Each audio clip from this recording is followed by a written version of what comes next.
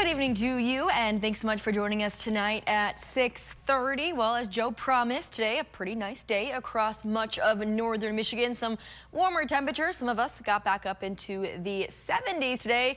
Others saw a bit of rain, mostly our friends up in the upper peninsula. But for the rest of us, it remained pretty dry out there. So, Joe, what's in store for the rest of the night? Is it going to stay dry, or could we expect any more rain anywhere?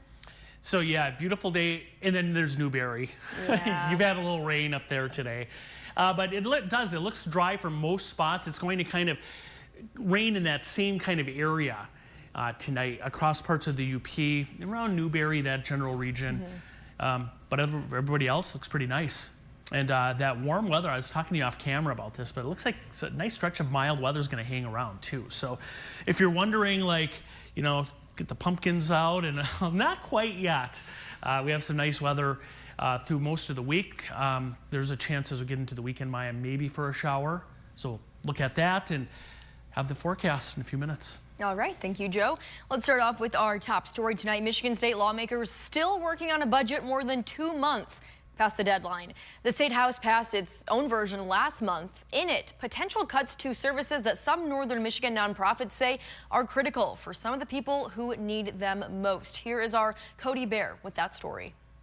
We are constantly watching the budget process, and for the last 5 years, this particular funding source has been at risk. In late August, the Michigan State House passed a $78.5 billion budget proposal. We're really proud of this budget.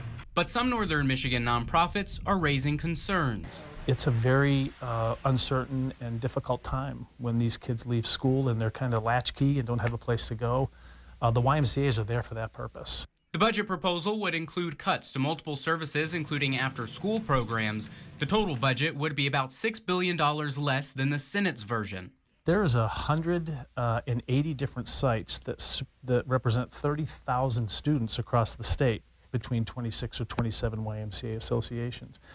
If those dollars go away, it could have very significant negative impacts on the youth that are served in those communities. Behind a podium that says "Value for my dollars," Michigan House Speaker Matt Hull said this budget proposal does just that. We've identified $5 billion of waste, fraud, and abuse in the state budget, and today the House passed a budget that cuts all of that waste, fraud, and abuse and sets better priorities for your tax dollars: roads, public safety, and education. Juliet Schultz is the executive director of the Women's Resource Center in Traverse City.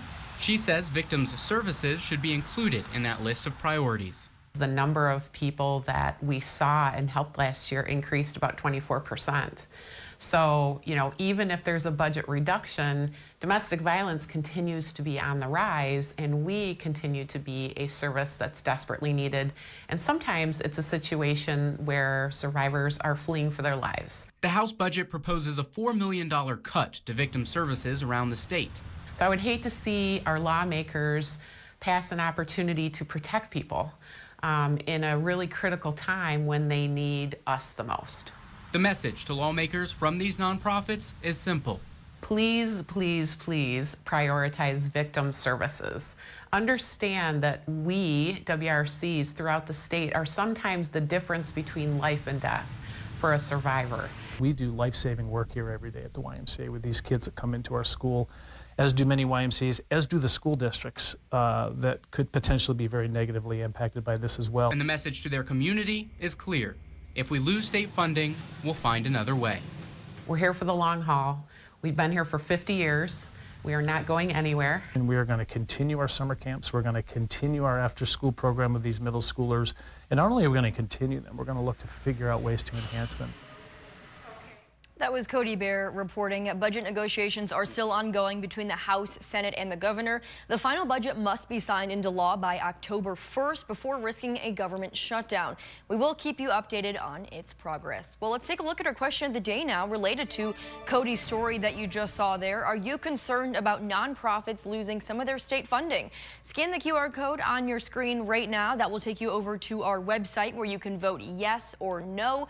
Right now we have 163 votes, and you can also head over to our Facebook page and leave a comment on our post with our question of the day. At the end of the show, we'll take a look at those live results and also we'll read some of your comments. Moving along now, a water rescue on the Manistee River last night had multiple fire departments racing against time to save 5 people and 2 dogs. It took coordination, quick thinking, and a whole lot of teamwork. Much of the command and coordination came from the Garfield Township Fire Department. During last night's water rescue, the strong currents and difficult terrain left the victim stranded several miles downstream, triggering a multi-agency response. The rescue teams alerted were Garfield, like I just mentioned, Fife Lake, Springfield, Kalkaska, and Boardman. Now, this all unfolded just after 8:15 p.m. near West Sharon Road in Garfield Township. The group of 5 people and 2 dogs had entered the Manistee River at Smithville Landing in Fife Lake. Rescue boats were launched from different points on the river, some crews heading upstream against the current, others working their way through shallow waters downstream.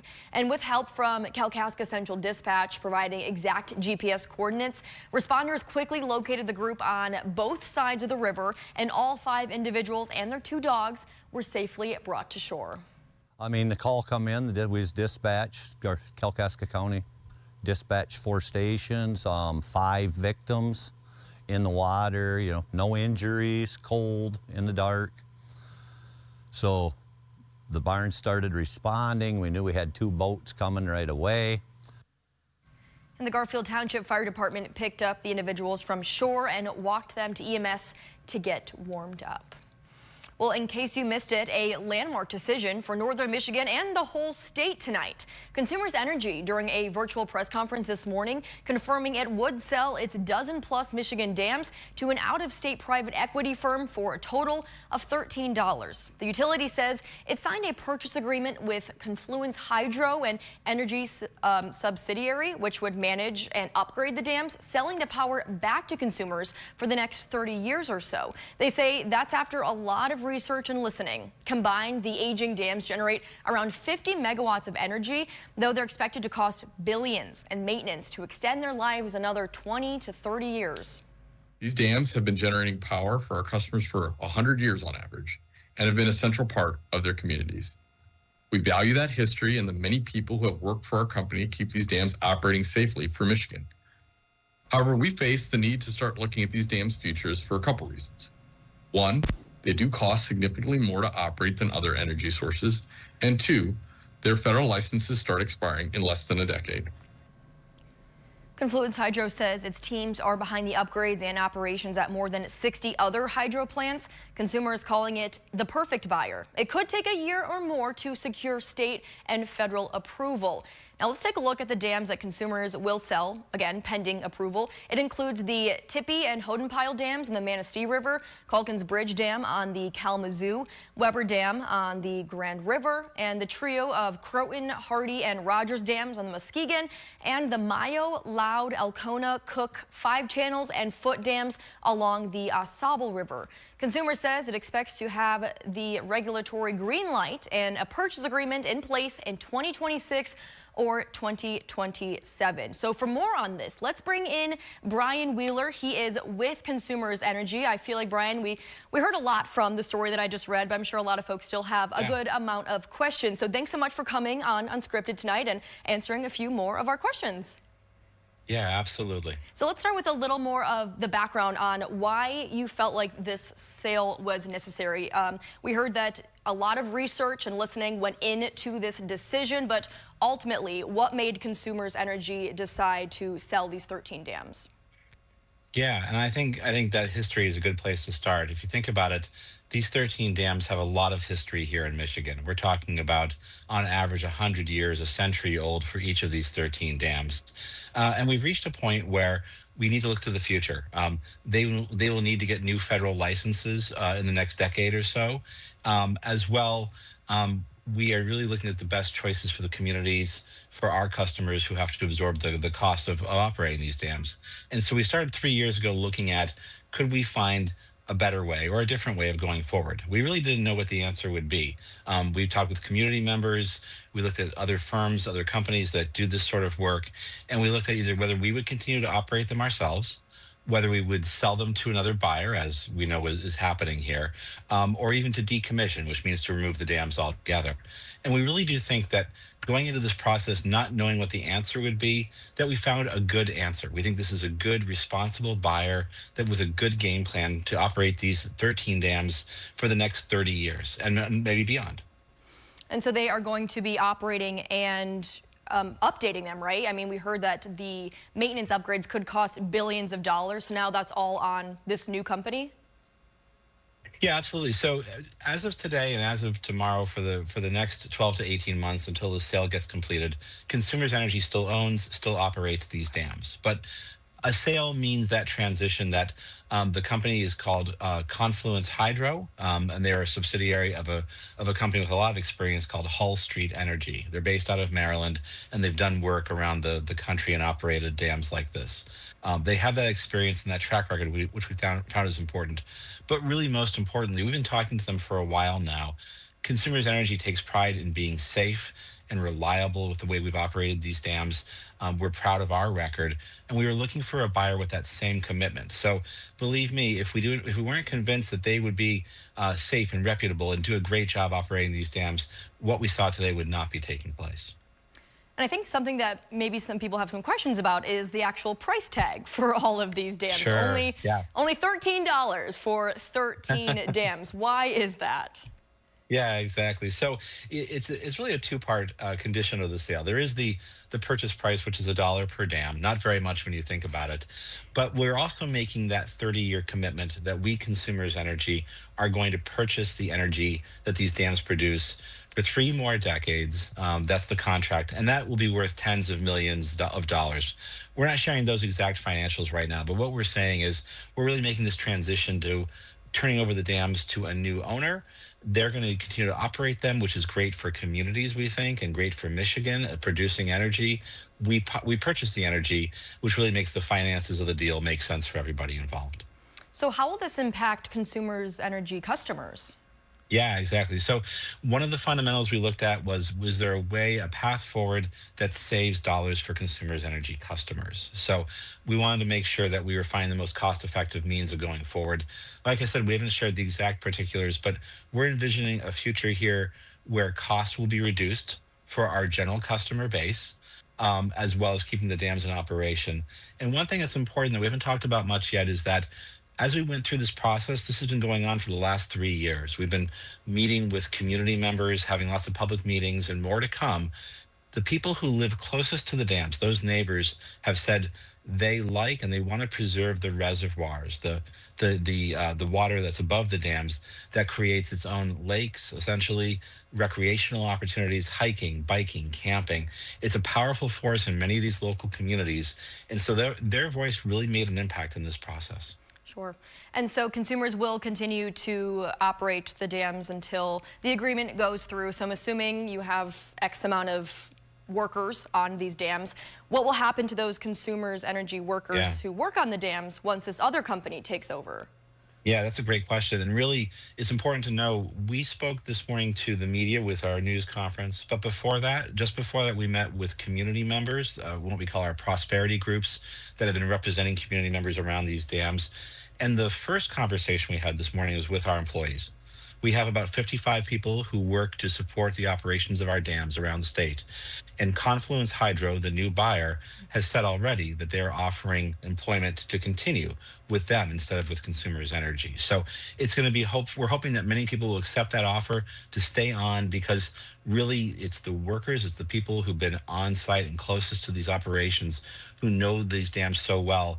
We hope that ensures a smooth transition and a future commitment for the safe, reliable operation of the dams. In about 30 seconds, is there anything else you want to mention, Brian, that we haven't talked about yet? Yeah, only that the process continues. consumersenergy.com/hydrofuture is our website. We will have more public meetings around the dams as well to connect and talk with community members. All right, Brian, thanks so much for coming on Unscripted tonight and answering some of our questions. We really appreciate your time. And speaking of time, we are all out of time for our first segment. So we're going to take a quick commercial break. But coming up next, Joe's going to have much more on your forecast for the rest of the week and your next chance for some rain. Stay with us. I'm Jada Johnson from Big Boys TV, and the Fish and Game Report is sponsored by Johnson's Propane.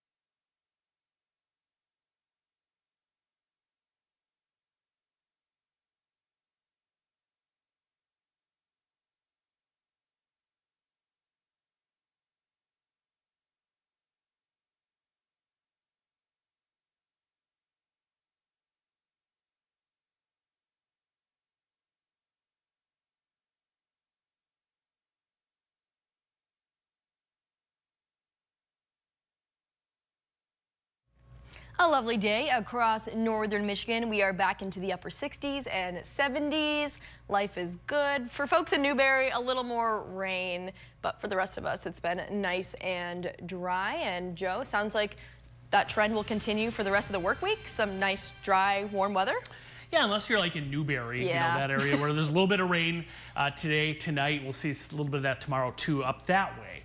But the rest of the area does look dry and warm too. You know, we had that cool stretch over the weekend where we had 50s, and it looks like we're going to see 70s moving forward here. So it looks pretty good even into next week. Sweet. Before we get into the rain totals, you see the numbers there. I want to go to our UpNorthLive Skyview drone, which we had out earlier today. You just had a story on this, but the Hodenpyle Dam, there's the view from above. That's the Manistee River. That is a little bit southeast of Mesek, along the Wexford, Manistee County line. Again, not a lot of fall color out there yet. A tree or two here or there showing a little yellow, but not a lot yet. I'm sure that'll change here quickly. All right, I do want to point out the rain. We ran the numbers, so if you go back to the beginning of the year, January 1st, New Year's Day, this is how much rain and melted snow has fallen for these 4 main climate sites. Every single one is above normal. Alpena is almost exactly where they should be. 20.67 inches of rain, melted snow. That is 3/100 of an inch above normal. But I want to focus on Sault Ste. Marie. You've had over 30 inches of rain and melted snow. And that is almost over 9 inches above normal. That's a lot. That's a huge surplus. Houghton Lake, and then rounding out the list, Traverse City, just under 2 inches above normal. So at least here in northern Michigan, at least since the beginning of the year, everybody's pretty much running above normal. All right, let's take a look at radar tonight. We've had some rain across the UP. There's a front draped off to the west. In fact, here's a little closer look at that. We mentioned that chance for some rain in parts of Luce, Mackinac, parts of Chippewa counties. It's been raining most of the day across the central UP. Showers will maybe hang around there tonight through early tomorrow, but then come to an end. And there we are on Thursday. Beautiful day, dry weather, and the same thing on Friday.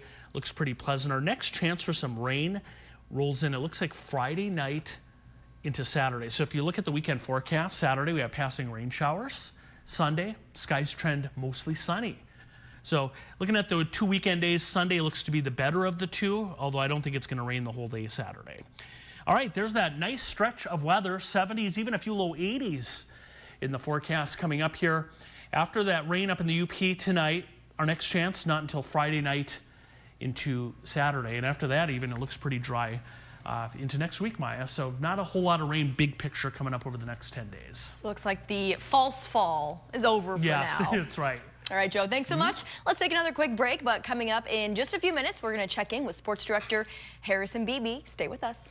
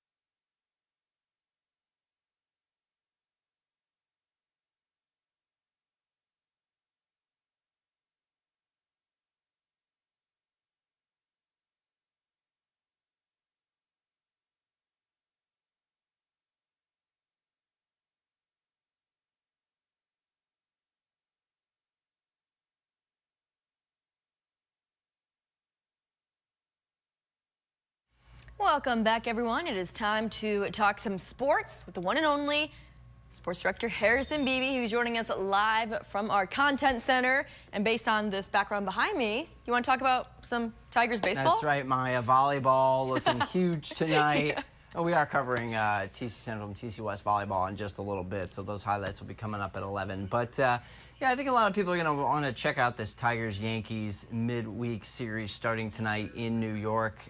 These are teams that could see each other in a month in a playoff series, so there's a lot of intrigue there alone. And the Yankees, they're a wild card right now. In a few days, they could jump over the Blue Jays and be the AL East division winner and have the top record in the American League. So a lot could happen in the next few days, much less the next few weeks, as the Tigers now have 18 games to go in the regular season, 8.5 up in the division. So we've mentioned it on air several times. It isn't officially clinched, but it's, in all intents and purposes, taken care of. So it's looking like a likely certainty that the Tigers are going to be in the postseason. Who are they going to play? That'll still be determined. And how are they going to fare may be the even more intriguing question after a second half that's not been as exciting as the first half. They're still competitive, and they still have a lot of talented players. But there's also, especially nights that Tarek Skubal doesn't pitch, a lot of reasons to be afraid that this postseason run might not be as optimistic as the team has looked throughout the years. Sure. I mean, we were just talking about this the other day that, you know, when it comes to the bullpen, that was definitely a big issue last year in the playoffs, and it seems like there really hasn't been too many changes to this year's roster to address those issues. Well, I think they tried to. They brought Jack Flaherty back, who was Right. a World Series champion with the Dodgers. He has not had the same year. Yeah. We've called him out a few times on this broadcast about not really coming up as clutch after signing that deal. Yeah, a couple of the other trade deadline moves haven't panned out quite how the team has hoped, but here's a look at the schedule down the stretch here, the final 6 series of the 18-game schedule: at Yankees, at Marlins, Guardians for a couple series, the Braves, and then that final series against the Red Sox. They are another wild card team right now, so what will they have to play for on the final weekend of the regular season? We'll have to wait and find out. So that one could have a lot of drama to it, maybe none at all. But so a mix of good teams and not so good teams down the stretch. Hopefully the Tigers, either way, will set themselves up pretty nicely for October. Hopefully, definitely some important games coming up, Harrison. Thanks so much for joining us on Unscripted once again. We're going to take a quick commercial break, but coming up next, we will check out our question of the day. We'll look at the live results, and we'll read some of your comments. So stay with us. Salon services are furnished by Epiphany Advanced Academy in East Acme.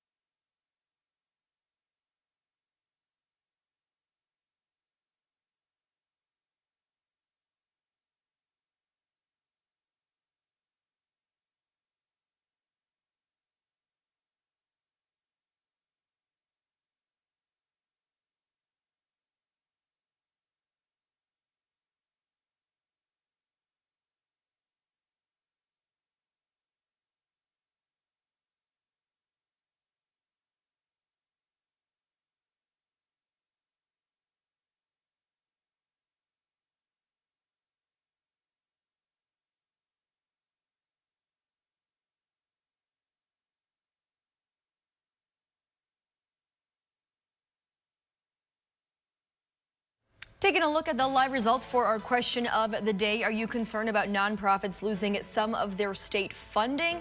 36% of voters saying yes, 64% no. Over on Facebook, quite a few comments. Sandra says yes, their services are so needed. Andy says no, they should find their own ways to fund their pockets or close down. You can join the conversation over on our Facebook page, because just like that, we're all out of time here on Unscripted. Thank you, as always, for joining us tonight, and we'll see you back here at 11 o'clock.